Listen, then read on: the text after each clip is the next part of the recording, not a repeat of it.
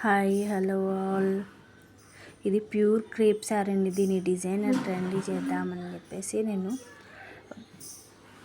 Lay's తీసుకున్నాను, cut work lace. ఎప్పుడు plain శారీస్కి అలా కాకుండా ఈసారి ఇట్లా ఫ్లోరల్ ఉన్న వాటికి డిజైనర్గా ట్రై చేద్దామని చెప్పేసి ట్రై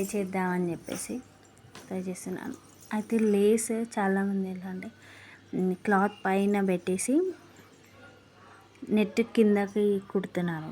అలా కొంచెం క్లాత్ లేచినట్టు, క్రేప్ శారీ కదా, అండ్ క్లాత్ కొంచెం లేచినట్టుగా వస్తుంది కాబట్టి అలా క్లాత్ కింద పెట్టి నెట్ డబల్ ఫోల్డ్ దగ్గరికి ఫోల్డ్ చేసేసి స్టిచ్ చేస్తే అసలు ఏ మాత్రం కనిపించదు, చాలా నీట్గా ఉంటుంది. డబల్ ఫోల్డ్ చేసేసి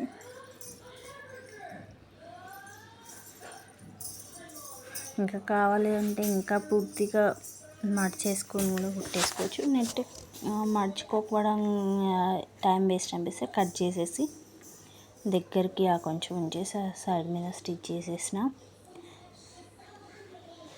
చాలా బాగుంటుంది.